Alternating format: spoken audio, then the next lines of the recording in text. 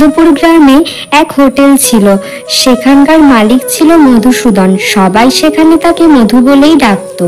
মধুদা, তাড়াতাড়ি একটু ভাত, ডাল আর ডিম ভাজা দাও দেখি। হ্যাঁ হ্যাঁ, তুমি বসো না, আমি যদুকে এক্ষুনি বলছি করে দিতে। এই যদু, তাড়াতাড়ি রামুদার কাছে ভাত, ডাল, ডিম ভাজা দিয়ে দে। হ্যাঁ বাবু, আমি এক্ষুনি দিচ্ছি, আপনি বসুন না। যাই বলো না কেন, এই যদুর হাতের রান্নার কোনো জবাব নেই। ওর হাতের রান্নার জন্যই তো এখানে ঘুরে ফিরে আসি। মধুদা, আজ অনেকদিন পর আবার তোমার কাছে আসলাম। যদুর হাতের রান্নার স্বাদ সেই একই আছে, অসাধারণ। সত্যি যদুর হাতের কোনো জবাব নেই। যদুর হাতের আর কি জবাব, সবই হচ্ছে আমার মশলার গুণ। এত দামি দামি মশলা আনি, রান্না ভালো না হয়ে যাবে কোথায়? এই সব হচ্ছে আমার মশলার গুণ, বুঝলে? ওর হাতের রান্নার এমন কিছুই না। এই নে যদু, তোর টাকাটা। শোন, কালকে কিন্তু তাড়াতাড়ি চলে আসবি। কালকে কিছু অর্ডার আছে, সেগুলো তাড়াতাড়ি করে দিবি, তারপর হোটেলের খাবার বানাবি। আচ্ছা বাবু, আপনি যেরকম বলবেন তাই হবে। আমি কাল সকাল সকাল চলে আসব। মেয়েটা কবে থেকে বলছে একটু মাছ খাবে। তোমাকে তো বললাম আসার সময় একটু মাছ নিয়ে এসো, তুমি তো সেটাও আনলে না। কি করে আনবো গিন্নি, সেরকম তো টাকা নেই। তুমি তো জানো এই মাত্র 250 টাকা করে পাই। এই টাকায় কি আর সংসার চলে? তোকে তো বললাম বাবুকে বলো টাকাটা একটু বাড়িয়ে দিতে, তাহলে তো আমাদের এত কষ্ট করতে হয় না। আর তাছাড়া আমরা তাও কোনো মতে চালিয়ে নিতে পারবো, কিন্তু মেয়েটা তো ছোট, ও তো এখন খেতে চাইবেই। সবই বুঝতে পারছি, কিন্তু কি আর করব বলো। দেখি বাবুকে বরঞ্চ কালকে বলবো। তাই বলো। যদুদা, বলছি আমাকে দুটো ভাত দিও তো, আর সাথে একটু মাছ দিও। হ্যাঁ হ্যাঁ, তুমি বসো, আমি এক্ষুনি দিচ্ছি। তো যদুদা, আমি তো আজকে পয়সাটা আনতে ভুলে গেছি, তাই বলছিলাম কি তোমাকে যদি পরে এসে টাকাটা দিয়ে যাই। হ্যাঁ হ্যাঁ, তাতে কোনো অসুবিধা নেই। তুমি তো এখানে আসোই, তুমি খেয়ে যাও, পরে এসে বরঞ্চ টাকা দিয়ে যেও। আচ্ছা বেশ যদুদা, তোমার মতো মানুষের আজকে বড়ই অভাব। তুই এটা কি করছে? এইভাবে চললে তো আমার ব্যবসার ক্ষতি হবে। না না, এটা কিছুতেই হতে দেওয়া যাবে না। আমাকে আমার টাকাটা বুঝে নিতে হবে। বলছিলাম বাবু, যদি মাইনাটা একটু বাড়িয়ে দিতেন তাহলে বড় ভালো হতো। এই টাকায় সংসার চালানো বড়ই মুশকিল হয়ে যায়। বাড়িতে ছোট মেয়ে আছে, ওকে সেরকম কিছুই দিতে পারি না। কি বললি, তোর মাইনে বাড়াবো? তা বলি, তুই যদি সবাইকে এরকম এমনি এমনি খাওয়াতে থাকিস তাহলে টাকাটা কোথা থেকে আসবে শুনি? টাকা কি গাছে ফলে নাকি? এইভাবে টাকা উড়িয়ে দেওয়ার মতো টাকা আমার কাছে নেই। এসব আপনি কি বলছেন বাবু? ঠিকই তো বলেছি, তুই যদি বিনা পয়সায় সবাইকে খাওয়াতে থাকিস। আর শোন, হোটেলটা তোর না, হোটেলটা আমার, তাই আমি এখানে যা বলবো তাই হবে।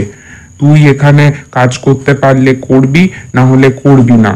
একদম আমার কাজে নাক গলাতে আসবি না। উনি আমাদের পুরনো খরিদ্দার, উনি পয়সা আনতে ভুলে গেছেন, কিন্তু উনি তো পরে দিয়ে যাবেন। আমি তোর কাছ থেকে অত কথা শুনতে চাইনি। আমি তোকে যেটা বলেছি সেটা তুই করবি। তোর কাজ রান্না করা, তুই রান্না করবি। তোকে অন্য কোনো বিষয়ে মাথা ঘামাতে বলিনি। তুই এখানে চুপচাপ কাজ করতে পারলে করবি, না হলে চলে যা। বাবু, আমি খেটে খাওয়া মানুষ, আমি গরিব হতে পারি, তাই বলে আমার সম্মান নেই এরকম আপনি ভাববেন না। আমার যথেষ্ট সম্মান আছে। এইভাবে আমি কাজ করতে পারবো না। যা, তোর যেখানে খুশি চলে যা। তুই না থাকলেও আমার এই হোটেল যেরকম চলছে সেরকমই চলবে। গিন্নি, তোমার রান্নাটা হলো? তাড়াতাড়ি যা হয়েছে খেতে দাও। হ্যাঁ, আমার রান্না প্রায় হয়ে গেছে, তোমাকে এখনই খেতে দিয়ে দিচ্ছি। হ্যাঁ, তাড়াতাড়ি দাও। আজকে অনেকদিন পর একটু মাঠে যাব, দেখি কি হয়। এতদিন পর মাঠে যাচ্ছি, জানি না কি হবে, জমির যে কি অবস্থা। হ্যাঁ, তাছাড়া তো কিছু করার নেই, কিছু একটা ব্যবস্থা তো করতে হবে। এইভাবে চুপচাপ বসে থাকলে তো আর চলবে না। হ্যাঁ, সেই জন্যই তো যাচ্ছি, দেখি কি হয়।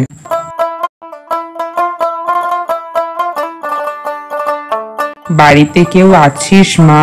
দুটো খেতে দিবি? হ্যাঁ মাসিমা, বলুন। মা, অনেকক্ষণ ধরে কিছু খাইনি, আর এদিকে আমি সেরকম কোনো হোটেলও দেখছি না যে খাবো। তাই বলছিলাম আমাকে যদি দুটো খেতে দিতি, বড্ড খিদে পেয়েছে। শুন না, হ্যাঁ হ্যাঁ আপনি আসুন না, আমি এক্ষুনি আপনাকে খেতে দিচ্ছি। এ কি মা, তুই এত কিছু দিলি আমাকে? এত কিছু কোথায়, যেটুকু পেরেছি সেটুকু দিয়েছি, আপনি খেয়ে নিন। মা, তোর হাতের রান্নার জাদু আছে, অনেকদিন পর বড় তৃপ্তি করে খেলাম। এ আর এমন কি, আমি যেরকম পারি সেরকম করেছি, আপনার ভালো লেগেছে এই যথেষ্ট আমার জন্য। না রে মা, তোর হাতের রান্নার সত্যি জাদু আছে, যেই খাবে সেই ভালো বলবে। হ্যাঁ, আমারও তো রান্না করতে ভালো লাগে, আর কাউকে খাওয়াতে তো আরো ভালো লাগে, কিন্তু কি করব বলুন, এই সংসারে সেরকম ভাবে আর কি বা করতে পারি, আর কতটুকুই বা সামর্থ্য যে সবাইকে করে খাওয়াবো। তুই কিচ্ছু ভাবিস না মা, সব ঠিক হয়ে যাবে, দেখবি তোর এই হাতের রান্না একদিন সবাই প্রশংসা করবে। গিন্নি, সেরকম কিছুই তো হলো না, জমির অবস্থা খুব খারাপ, জানি না ভাগ্যে কি লেখা আছে। হ্যাঁ, কি আর করবে, আমার তো চিন্তায় চিন্তায় ঘুম হচ্ছে না, এখন যে কি করে টাকা পয়সা জোগাড় হবে কে জানে, ঘরে তো সেরকম কিছুই নেই, আমি তো কিছুই বুঝতে পারছি না কি করব। আমি ভাবছিলাম আবার মধুসূদনদার হোটেলে ফিরে যাই, দেখি যদি উনি দয়া করেন তবে আবার কাজে ফিরতে পারবো, না হলে তো কিছু করার নেই। উনি তো তোমাকে এত অপমান করলেন, তাড়িয়ে দিলেন, এরপরেও তুমি ওখানে যাবে? তাছাড়া আর কি করব বলো, আর তো কোনো উপায় নেই। আর তাছাড়া এরকম ভাবে চলতে থাকলে শেষে না খেয়ে মরতে হবে। আমি বলছিলাম কি, আমার কাছে একটা উপায় আছে। উপায়? কি উপায় বলো? না, আজকে এক মাসিমা আমাদের বাড়ি এসেছিলেন, ওনার কথা শুনেই আমার মাথায় একটা বুদ্ধি আসলো। মানে আমি বলছিলাম আমাদের এখানে তো সেরকম কোনো হোটেল নেই, তাই আমরা যদি নিজেরা একটা হোটেল খুলতাম, তুমিও তো রান্না করতে পারো আর আমিও তো টুকটাক পারি, তাই বলছিলাম আমরা নিজেরা মিলে যদি হোটেলটা চালাই তাহলে কেমন হতো? কথাটা তুমি মন্দ বলনি, তবে আমরা হোটেলটা কোথায় খুলবো? আমাদের যে জমিটা আছে আমরা সেখানেই হোটেলটা খুলবো, আর এদিকে তো সেরকম কোনো হোটেলও নেই। কিন্তু একটা হোটেল করতে গেলে কত খরচ, লোককে বসতেই বা দেবো কোথায়, আর কি বা খেতে দেবো? সেরকম তো টাকা পয়সা নেই যে ভালো মন্দ রান্না করে খাওয়াবো। তাতে কি হয়েছে, আমাদের আন্তরিকতাটাই সব থেকে বড়, আমরা অতিথি আপ্যায়নে কোনো ত্রুটি রাখবো না। প্রথমে একটু কষ্ট হলেও পরে যখন হাতে টাকা পয়সা আসবে আমরা সব ব্যবস্থা করে নেব, প্রথমে ডাল ভাত রুটি তরকারি সবকিছু রাখবো, পরে না হয় ধীরে ধীরে মাছ মাংস আনবো। হ্যাঁ, কথাটা তুমি মন্দ বলনি, তা করা যেতেই পারে। দাদা, বলছিলাম যে এদিক দিয়ে যাচ্ছিলাম তা আপনাদের হোটেলটা দেখলাম, বলছি আপনাদের এখানে একটু ভাত ডাল পাওয়া যাবে? হ্যাঁ হ্যাঁ দিদি, আসুন না, আমাদের এখানে ভাত ডাল ভাজা তরকারি সব পাওয়া যাবে, আপনি আসুন। সত্যি এখানকার রান্না খুবই ভালো, আপনারা আরো আগে খুলতে পারতেন হোটেলটা, তাহলে আর আমাদের এত দূরে দূরে হোটেলে গিয়ে খাবার খেতে হতো না, এই হাতের রান্না খুবই ভালো। বলছি গিন্নি, সবার তো তোমার রান্না পছন্দ হচ্ছে, মনে হচ্ছে আমার থেকে ভালো তুমিই রান্না করছো। সে আর এমন কি, তোমার হাতের রান্নার সাথে কি আমি পারবো? তা যতটুকু পারছি তোমাকে সাহায্য করছি, এই আর কি, মানুষের যে ভালো লাগছে এটাই তো সব থেকে বড় কথা। হ্যাঁ, তা যা বলেছো।